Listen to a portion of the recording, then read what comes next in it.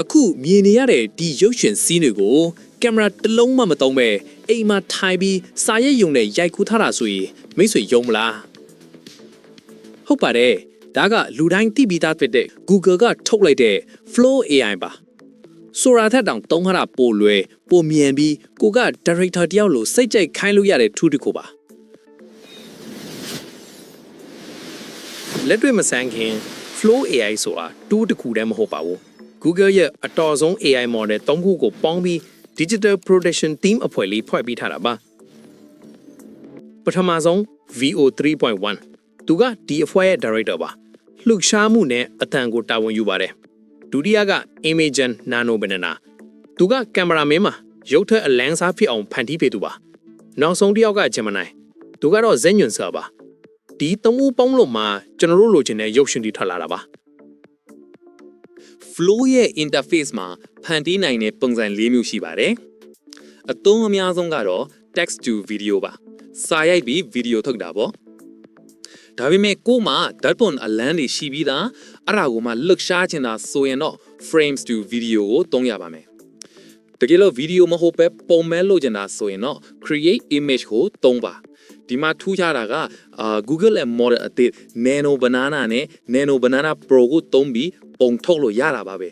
နာမည်က Banana တာဆိုတဲ့ထွက်လာတဲ့ပုံတွေကအံ့ဩစရာပါပြီးတော့နောက်ဆုံးတစ်ခု ingredients ဒါကတော့ဒီ video ရဲ့ highlight ပါပဲဇက်ကောင်မပြောင်းအောင်ထိန်းတဲ့နေရာဒါကိုခဏနေအသေးစိတ်ပြမယ်နော်အခုတော့ text to video နဲ့အရင်စကြည့်ရအောင် စာရိုက်တဲ့နေရာမှာလူတော်တော်များများမှားကြတာဒါ a man running ဆိုပြီးရိုးရိုးလေးရေးလိုက်တာပါပဲဒါကြောင့်ရလက်တွေကရိုးရိုးချင်းဖြစ်နေတာကျွန်တော်တို့က director လေးတီချာခိုင်းတတ်ရမယ် Google ကပေးထားတဲ့ Pro Prop Formula နားချက်ရှိပါတယ်နံပါတ်1 cinematography နံပါတ်2 subject နံပါတ်3 action နံပါတ်4 context နံပါတ်5 style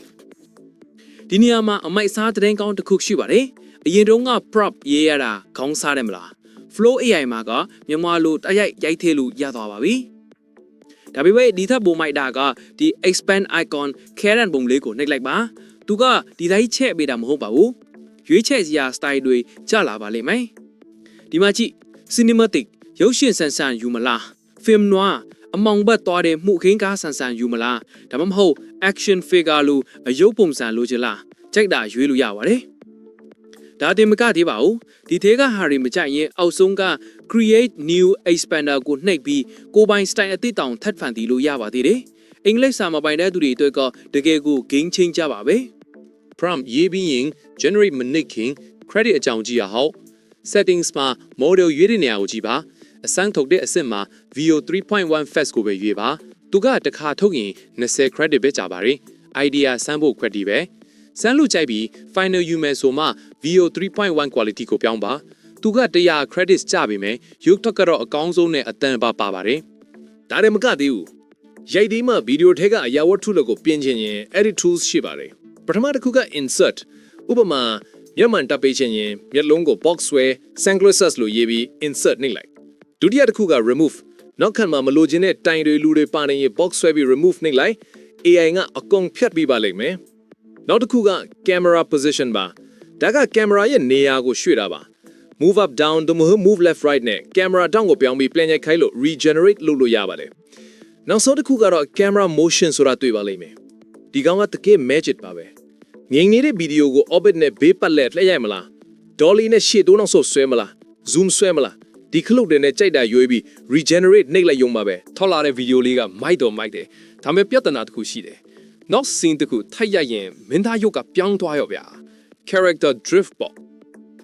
ဒါကိုဖြည့်ရှင်းဖို့ ingredients tab ကိုတွားရပါမယ်ဒီထဲမှာ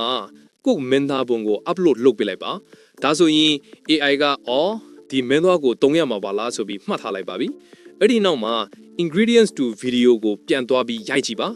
မင်းသားကတော်ရရောက်မြို့ရရောက်သူ့မျက်နှာမပြောင်းတော့ပါဘူးဒါဟာ AI film making ရဲ့ holy grail ပါပဲအခုဆိုရင် clip အတူလေးတွေအများကြီးရလိမ့်ပြီဒါတွေကိုရုပ်ရှင်တကားဖြစ်အောင် scene builder မှာလာဆက်ကြမယ်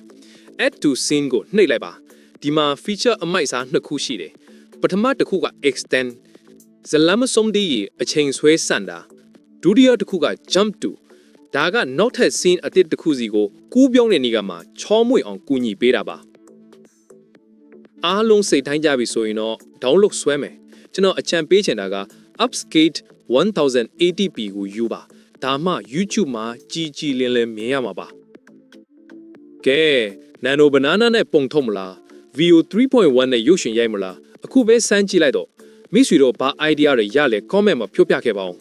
ဒီလိုနည်းပညာအသစ်တွေကိုအမြဲလစ်လာရင်တော့ subscribe လုပ်ထားဖို့မမေ့နဲ့နော် microwave creation မှာ not video မှာတွေ့ကြမယ်